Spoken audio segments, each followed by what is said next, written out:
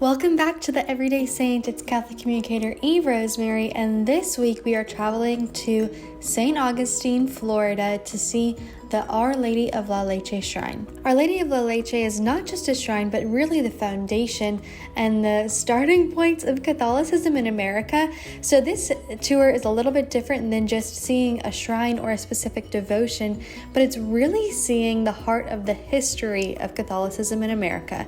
I'm so excited for you to see this peaceful place. It was voted the #1 most peaceful place in the country, and I'm so excited for you to see it, so let's go. If you look at the way our property is situated, you can see the Fountain of Youth is right next door. And the Fountain of Youth Archaeology Park is really important from our perspective because these properties were contiguous. And so when the Spanish landed, the question is, did they land on this property? Possibly. But when they landed in 1565, the first thing they did was make contact with the Timucua, which were already here. And they actually stayed in the village for, as I said, just a little under a year before they moved the entire settlement to across the river to Anastasia Island. So there's a number of things on the sacred acre that commemorate that. We have a rustic altar, which is to commemorate the first Mass being said. Obviously, St. Augustine is named after the saint, but St. Augustine was the feast day in which Pedro Menendez de Aviles sighted land. The day he landed was September 8th. It's the Feast of the Nativity of Our Lady. So it's really fitting that the Shrine of Our Lady of Leche is on this property because when they landed, they claimed the property #1 in el nombre de Dios, right, in the name of God, and then in the name of the crown. So we also have the oldest Catholic records in the United States. They start in 1594. So the bell tower was a sort of recent addition between 1970s and like 1990s. The priest who was the executive director here at the time, apparently somebody was wandering around selling historic railroad bells. And so he thought it would be fun to buy one. But it's a really interesting symbol because when we were a mission here, mission life revolves around sort of a schedule. And how do you keep a schedule when you don't have a clock? You use a bell, right? And so his intention was to kind of remind us that we are in a mission property, Mission Nombre de Dios. That was an important connection. The other thing that I always point out on the Sacred Acre is the Via Matriz, or the Seven Sorrows of the Blessed Virgin. It was a devotion that came from Chicago, actually. They reproduced all of the images, and then you can physically walk the whole Via Matriz. Bishop Hurley, who kind of nicknamed the Shrine of Christian Motherhood. So we have Our Lady of Leche, who's nursing and nurturing the child Jesus, but then you have the Via Matriz, which is the sorrows of, specifically the motherhood of Christ's mother.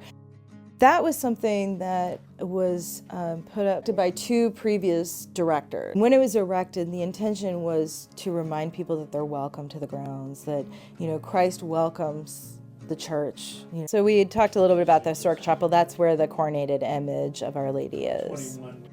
Before coming to the shrine here, I had no idea what a coordinated image was or how important it was. So a coordinated image is a religious image of Christ, Mary, or Joseph that has been formally recognized by the Pope as worthy of special veneration through a canonical coronation, a ceremony acknowledging its universal importance. So this is one of 4 Marian coordinated images. There's only one that's dedicated to St. Joseph in the United States. So you can see how important it is that Our Lady of La Leche is a coordinated image of Mary. Not only that, but it's absolutely beautiful seeing Jesus nursing at Mary's side.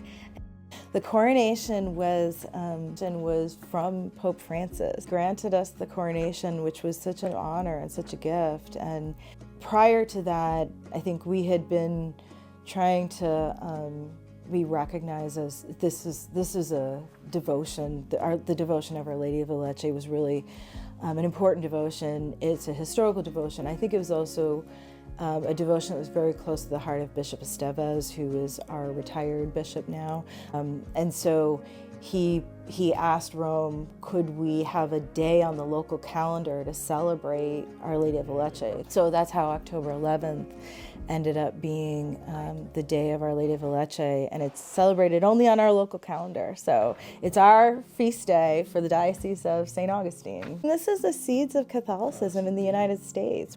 From my perspective as the archivist, one of the things that I find most overwhelming is we have books in the back of the chapel that we allow people to write in. So it's veneration, it's requests, and I have boxes of these in the archives of people thanking the Lord and thanking Mary for the things that, the gifts that they've been granted. And so you want to talk about a testament to this site. I think that's a really concrete example. And you know, we're a liturgical people, right? We got to touch and feel. That's part of our like nature as Catholics. And so I feel like just this is a great symbol of that.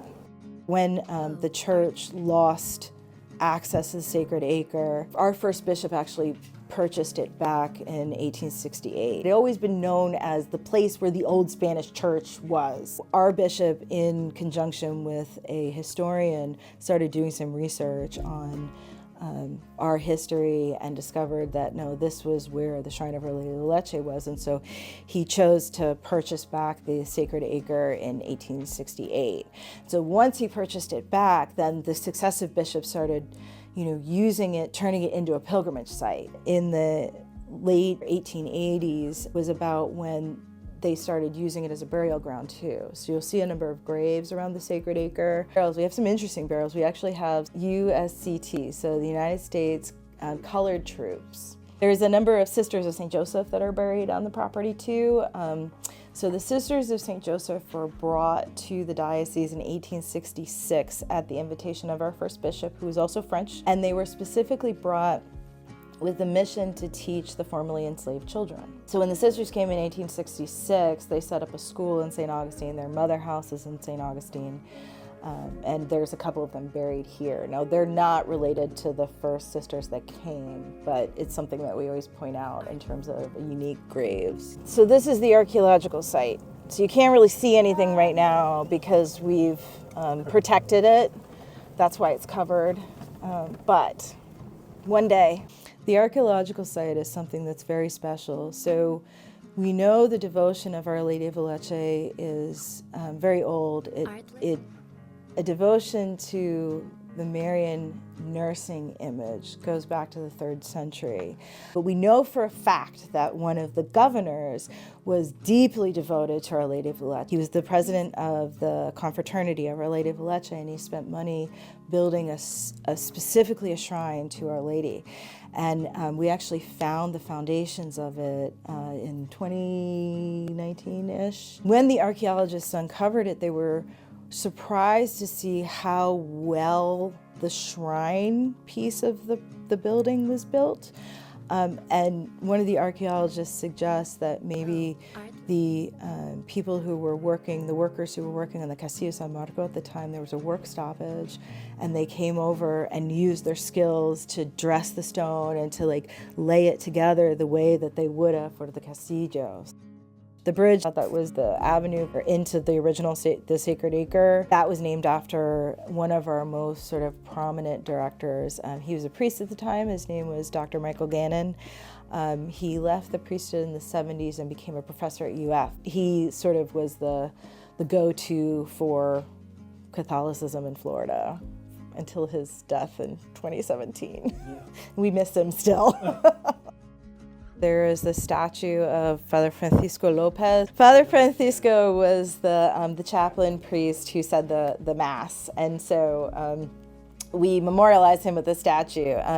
The artist who did the statue was connected with Archbishop Hurley, who was in Yugoslavia at the same time and left Yugoslavia and actually set up an art studio at Notre Dame. And then you go on to the Great Cross. The Great Cross is the big old cross that's there. It's 208 feet. It is steel. There's concrete in 3/4 of it because when it was first erected, it started leaning, and they were really afraid it wasn't going to stay. So the director at the time has told the story where he was like, we got to do something. So they, I guess, bought out all the concrete like in the entire region so that they could fill it. But it's withstood hurricanes and all kinds of things. It was built as a way to remind the United States, the world, St. Augustine, that the faith really started here. And so it was a beacon of faith. Usually we see all kinds of wildlife in the water. There's usually dolphins out there. And there's sea turtles too. We see turtles all the time. So the newest addition of the property is actually the Rosary Garden. The Rosary Garden was designed by the couple who donated it. It's beautiful, it's multi-sensory. And the wood from the cross actually came from a tree that was felled on the property during one of the hurricanes. So they repurposed it and made it the base of the cross. So the woman who did it is an artist. She's really interesting. She's quite talented. And so the idea is that you can physically participate in saying the rosary. So there are balls for each one of the Hail Marys, and the Our Fathers are larger. You physically walk the whole thing. It's a really lovely interpretation of a rosary garden. I've never seen anything like it before. And that was put in celebration of the coronation of Our Lady of the Leche. The Spanish lived here and were here for quite a while. They moved off of the property and settled St. Augustine, and then in 1587, the Franciscans came and started Mission Nombre de Dios here. And so the mission was to evangelize the indigenous, so the Timucuan, who they had had relationships with and had been ministering to from St. Augustine. The headquarters of the Franciscan, territory was really in St. Augustine. So the Franciscans came to St. Augustine, and then they went out into mission up north, up to Santa Elena, which is now Paris Island, and then out west, towards Pensacola, towards Tallahassee, towards Gainesville. And so the very first mission, and the oldest and longest running mission during the first Spanish period, was Nombre de Dios. So all of the different sites where we believe, we have evidence of, there were Franciscan missions. It's really, if you look at it, it's really interesting because you can really see the breadth of how far out the Franciscans really evangelized. Especially given the fact that they didn't know the language when they probably landed, that they were not from this area at all, so they had to acclimatize. You wonder about these men who got on these boats and thought, I'm never gonna probably see Spain again. And I'm gonna go out and work in the middle of nowhere with no resources and rely on the governor of St. Augustine to pay for things like my food and my clothing and my vestments and my, mass kits and whatever else. Underneath the Great Cross, there's what they're calling the Pilgrim's Way. There's Stations of the Cross there. And then behind that, we have a beautiful tile image of Our Lady of Guadalupe. On one side, and then the back, you can see Juan Diego. So it's a way to honor the devotion. Next to that is a sort of commemoration of the Irish priests. Ireland for a very long time couldn't be Catholic, and so people who were Catholic, who were men, who wanted to become priests, had to leave Ireland to do it. Spain, they were sent out into the world, so of course, St. Augustine ended up getting all these priests that were Spanish speakers. It made sense to have them serve in La Florida, in their colonies. There's 2 chapels on the property. There's the historic chapel, which is on the Sacred Acre, and then number 2 is actually the Shrine Church. When that was built in 1966, it was built as a votive chapel to pray for peace.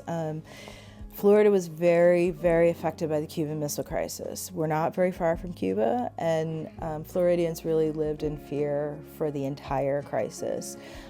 There's pictures of people in bomb shelters and all kinds of things, and if you talk to anybody who lived through it, they remember it like it was yesterday. Legend has it that this statue was the statue that Archbishop Hurley prayed before, specifically during the Cuban Missile Crisis. I don't know if that's true or not.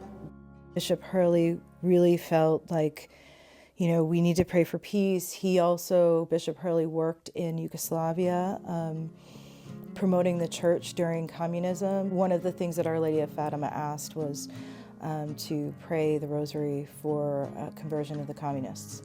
And so that's kind of how the votive chapel came about. So he built a whole building to pray for peace. And so when we converted the building to be the Shrine Church, we included a small chapel inside of it specifically to Fatima to retain that sort of lineage. The church has been renovated, and when the church was renovated for 2015, which was the 450th anniversary of the City of St. Augustine and the diocese, the Catholic Church in the United States. And the altar, the things that were installed there was niches with saints installed. And so there were American saints that had a connection to us. So you'll see St. Joseph because of the Sisters of St. Joseph. You'll see Mother Catherine Drexel because Mother Catherine Drexel actually came to St. Augustine and funded a Black Catholic school here in St. Augustine in Lincolnville. That's right, Kateri Tekakwitha, who obviously was an indigenous saint, so she kind of symbolizes the indigenous. St. Francis is the other one, and St. Francis, obviously, because the Franciscans were here. So one of the first things I always point out is this. This is the diorama of the landing. This was actually done by a gentleman from the WPA. So if you remember your history, 1938, 1939, we were in the middle of a depression. And so the WPA was the Works Progress Administration. It was a way to employ people who were unemployed and couldn't find work. And the bishop at the time, Bishop Barry, through an intermediary, actually reached out to the WPA and said, we want to do something to commemorate the landing. And this gentleman put together this diorama for us. After he did this for us, the bishop and the intermediary liked it so much that the next thing they asked him to do was our modern image of Our Lady of Leche. So this actually comes from a book that he found in the St. Augustine Historical Society. And it was from 1887, and it had all these different devotions, Spanish specifically devotions to Mary. And so he started reading about this one devotion of Our Lady of Leche, which was established in 1598 in Madrid, Spain. And so he patterned the statue after Our Lady of Leche in that bookplate. This statue came afterwards. This was the 1954 statue celebrating the Jubilee year. As the Pope brings a golden rose to any place that he goes where there's an image of Mary or a statue of Mary. And so the Order of Malta actually presented Our Lady of Leche when she was coronated with a golden rose. So in the center, this is the big kahuna himself. So this is Pedro Menendez de Avilés. He was the conquistador, explorer, expositioner who came and established St. Augustine. There's like 5 or 6 other explorers that came before him to try and establish a permanent colony, and they all failed. And so he said, I can do it. He came and he established the colonies, and then we were very happily graced with the coffin in 1922. And the gentleman who painted this portrait actually is a distant descendant of Pedro Menendez. He painted it when he was 17 years old, and he's like in his late 50s, early 60s now. So this is actually a diorama of what the city of St. Augustine would have looked like right about the time that the map was made. So you see that the parish church would have been probably somewhere kind of near downtown. There were 2 parish churches in downtown St. Augustine before the church that is the cathedral. And the coquina block, so coquina is a natural stone that occurs here in this region. It's not really anywhere else in the US, and you can kind of see there's little coquina shells. You can see over time pressure creates these stones. But these coquina block came from the foundations of the historic chapel. So in the 1870s, 1880s, this couple was digging over in Lincolnville and found all of these things. So they pulled out these chalices, and then they also pulled out the 2 objects that are on the wall. So the sort of the cross topper that has Our Lady of Guadalupe on it. It's silver, and it was made in Mexico. And the cup, which is also very unique. And you can see the archives. This is a copy of the oldest record that we have.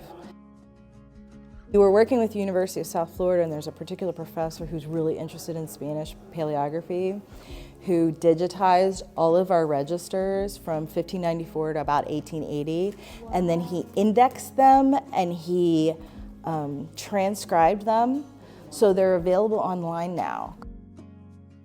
Yeah. So this is John F. Kennedy meeting Michael Gannon. So he presented Kennedy with a copy of our oldest register, and then obviously 4 days later Kennedy was assassinated.